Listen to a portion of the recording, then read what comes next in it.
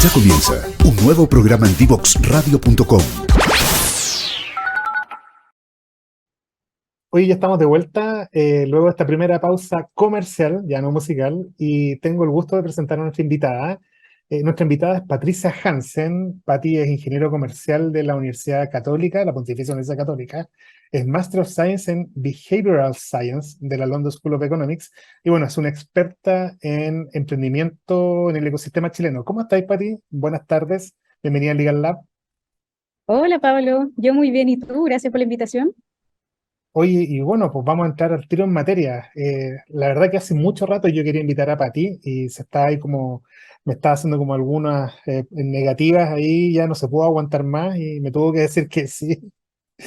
Y mira, voy a leer algunas de las cosas que ha hecho Pati para que la gente entienda a quién estamos entrevistando. La Pati fue directora de aceleración de Startup Chile, fuiste además comisionada de inversión para Invest Chile 2017-2019. Eres mentora, eres, ¿cómo se llama?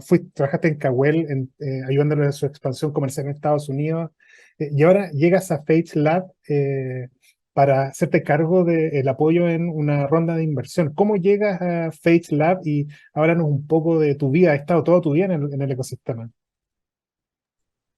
Sí, de hecho llegué a Fage Lab por mi primer trabajo, que fue Startup Chile.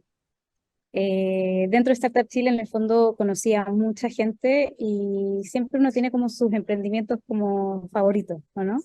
Como que uno va fichando personas que están haciendo cosas increíbles, y uno dice que increíble que se están haciendo estas cosas desde Chile.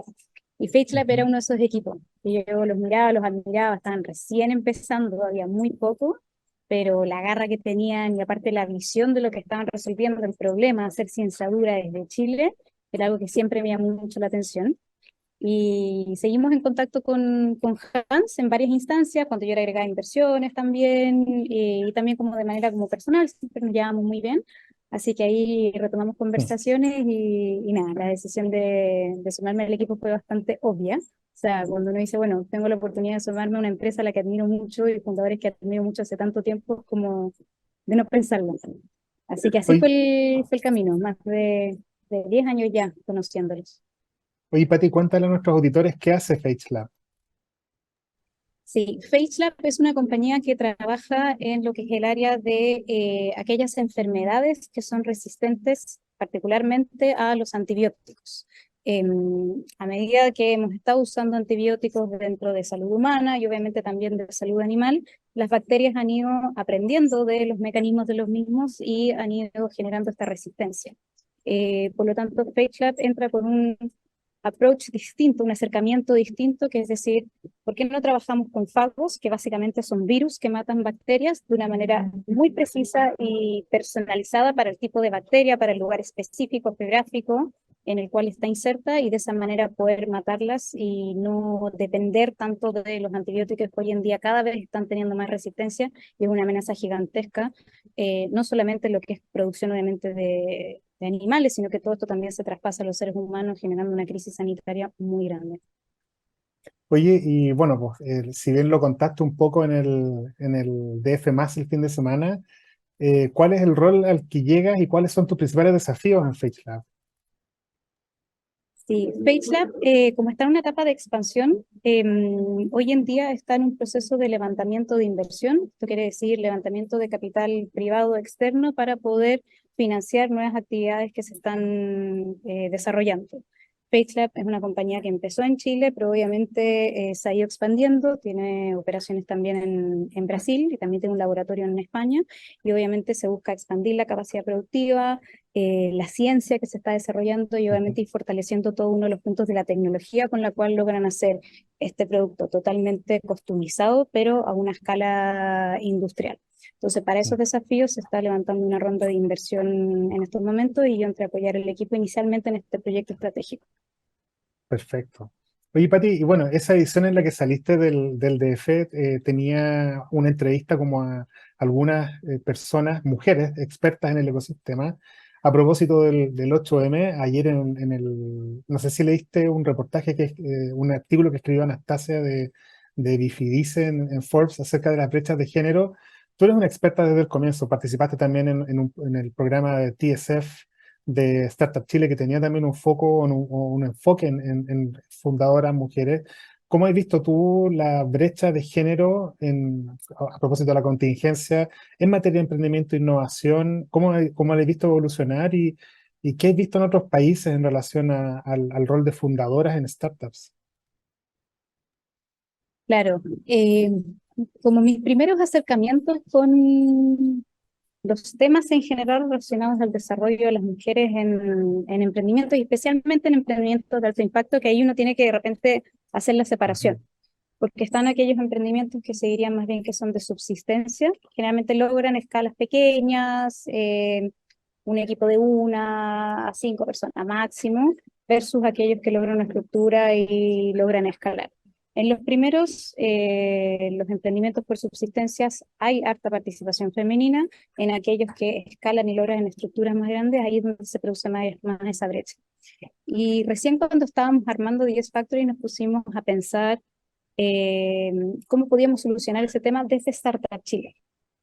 Y ahí mirando los Ujú. datos decíamos, bueno, tenemos, en esa época teníamos un 15% de empresas lideradas por mujeres, esto era el 2015, y empezamos a ver las postulaciones para atrás y nos dimos cuenta que la cantidad de equipos liderados por mujeres también era un 15% en aquellas empresas que postulaban. Entonces no es que hubiera como una discriminación per se, sino que dentro de la cantidad de empresas que teníamos para seleccionar, era bastante representativo los liderados por mujeres en los que terminábamos seleccionando. Entonces ahí el tema fue como, bueno, ¿cómo podemos hacer que más empresas en estadios más tempranos logren ese nivel de competitividad para poder competir directamente con aquellas que están más avanzadas? Y es por eso que ese Ujú. programa fue de preaceleración y fueron resultados inmediatos. O sea, en 1 o 2 generaciones lográbamos de un 15 a un 25% de participación, que es 10 puntos porcentuales en 1 o 2 generaciones, súper alto, en medición de impacto en un programa de política pública, y con el tiempo se ha ido cada vez mejorando. Y de ahí viene un poco mi hipótesis personal, que muchas veces las mujeres nos restringimos de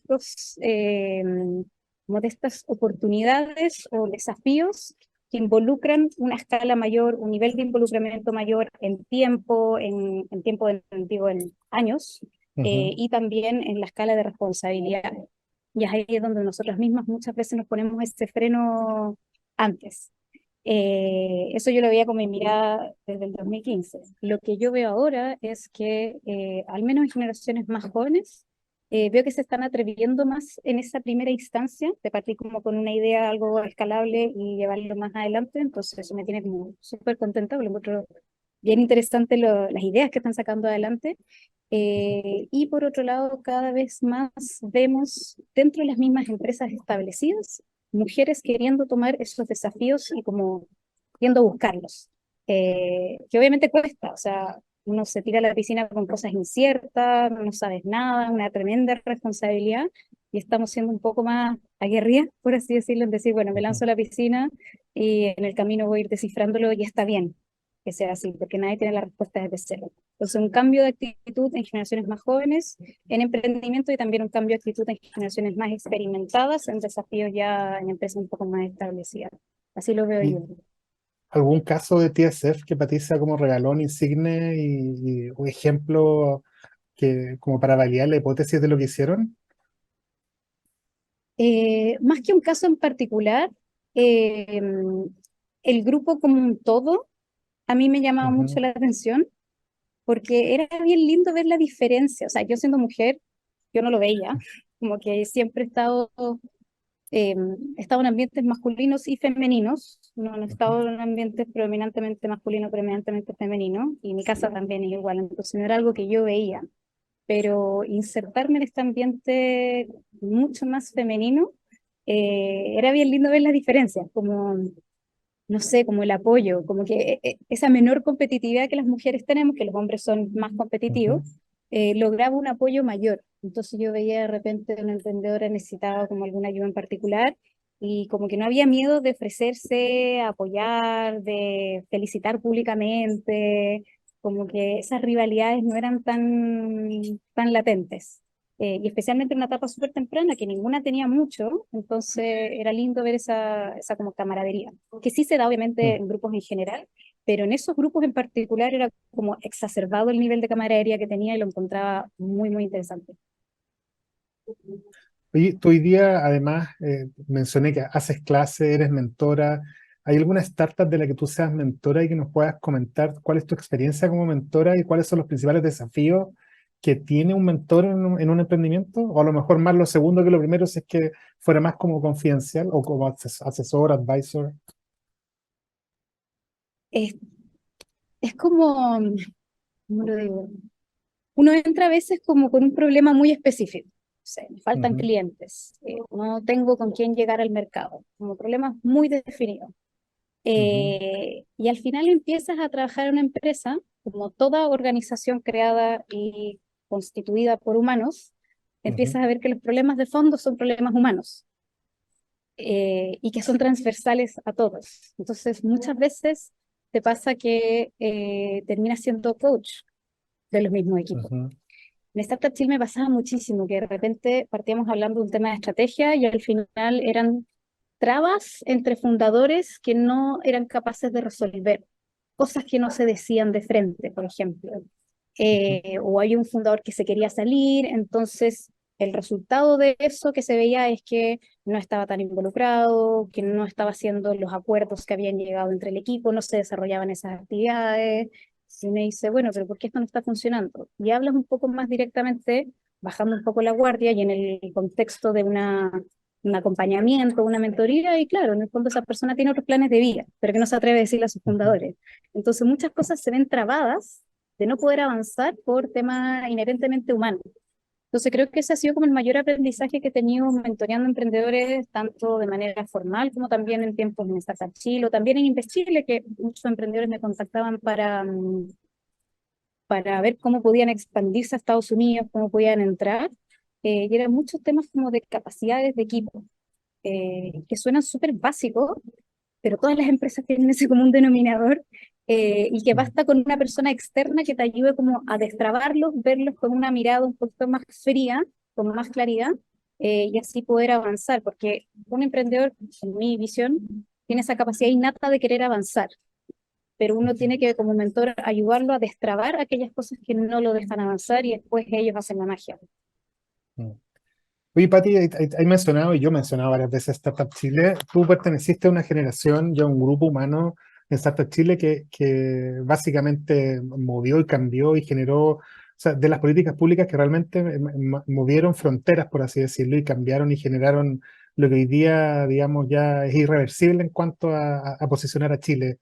Y hoy día casi todas las personas que trabajaron contigo en ese tiempo están como brillando en muchos lados y yo alguna vez hablaba de la Startup Chile Mafia, así como haciendo referencia al PayPal Mafia. ¿Cómo ves tú en retrospectiva qué fueron tus tiempos en Startup Chile y cómo te han contribuido a ser la Pati que eres hoy día? Sí, la mafia. Bueno, nos seguimos juntando un montón, así que eso se mantiene. Se creó una amistad, así que partiría de la base que finalmente, si bien partimos como colegas, éramos amigos los que estábamos trabajando. Y creo que la clave de ese equipo, la clave también de cómo seleccionaba a la gente, el por qué se seleccionaba a la gente que se seleccionaba, tenía mucho que ver con impulsar un equipo que realmente trabajara de una manera, con una amistad sólida, o sea, querer lo mejor para todos y querer lo mejor para el grupo como un todo. Y ese compromiso que uno está dispuesto a hacer, lo que sea necesario, obviamente siguiendo las reglas y haciendo las cosas bien, eh, pero hacer lo que sea necesario para que se lograra el objetivo. Entonces, yo siempre me río, como digo, en mi descripción del cargo, la gran mayoría de las cosas que están, no estaban en mi descripción del cargo, porque al final el objetivo era posicionar un país, hacerse cargo de procesos y hacerse cargo en el fondo de esta gente que también participaba de este programa, que era todo un desafío. Y en eso el equipo, ninguno se cuestionaba el tener que hacer cosas que no eran parte de, no estaba ese ego. Entonces, si algún día había que, por decirte algo, había un evento importante, ya sea de, no sé, una postulación que había que evaluar proyectos en tiempo récord, el equipo estaba completamente abocado a eso y todos dejaban como su tiempo por este objetivo en particular, pero después podía ser otro desafío desde el punto de vista de marketing, que teníamos un evento y falló algo técnico y ahí estábamos todos haciendo lo que fuera necesario para que funcionara ese evento en particular. Entonces no había una prioridad de un área por sobre la otra, sino que había un entendimiento de que el programa como un todo tenía que funcionar y como equipo, que después fuimos amigos, pudimos cuidar los espacios de cada uno. Oye, Pati, después de eso te fuiste a Estados Unidos, pasaron un par de cosas entre medio, te fuiste a Invest Chile y te pasaste 2 años en San Francisco. Llegaste de Startup Chile, mentalidad startup y todo, y te fuiste a la cuna de emprendimiento e innovación y como comisionada de inversiones de Invest Chile. ¿Cómo fue esa experiencia? Pues súper loca, que miro para atrás y es como, ¿qué estaba pensando? Me fui pero una incertidumbre extrema. Es como, sí, voy a ir a San Francisco a buscar inversión.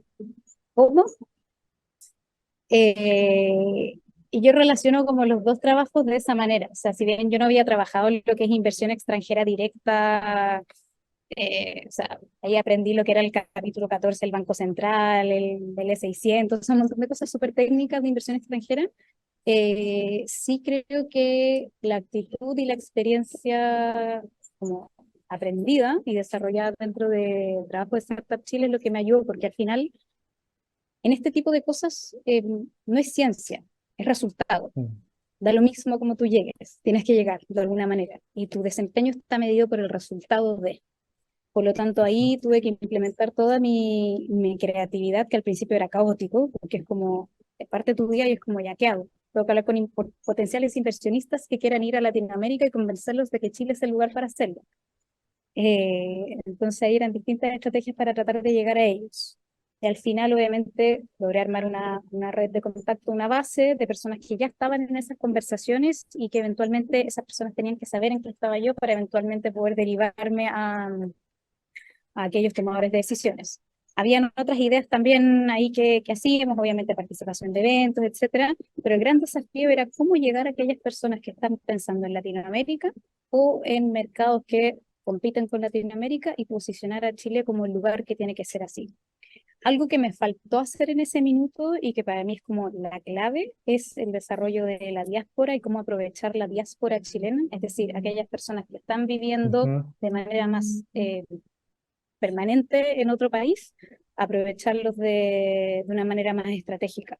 ¿Por qué? Porque esas son las personas que están realmente involucradas con el desarrollo económico de empresas en sus países, especialmente en Estados Unidos. Hay muchos chilenos de muy alto nivel y obviamente es algo obvio que el día de mañana, si es que van a volver a Chile, sería ideal que lo hagan de la mano de la empresa que están allá. Por lo tanto, también involucrar a esa diáspora es una estrategia, creo yo, a nivel gubernamental que podría ser muy beneficiosa. Hay países que la hacen de una manera súper bien desarrollada.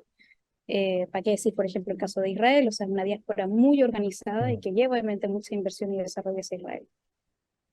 Oye, Pati, se nos pasó volando el primer bloque de entrevista. Tenemos que ir a nuestra segunda pausa. Pero en el segundo bloque de entrevista es donde te vamos a sacar el jugo para que nuestros auditores y auditoras, emprendedoras y emprendedores aprendan casi en una clase magistral de preguntas y respuestas acerca de levantamiento de capital, preparación para internacionalización y temas relacionados con tu expertise. Pues, así que, auditoras, auditores, no se vayan. Vamos a una pequeña y breve pausa comercial y volvemos acá al Legal Lab con Patricia Hansen de Fates Lab. No se vayan.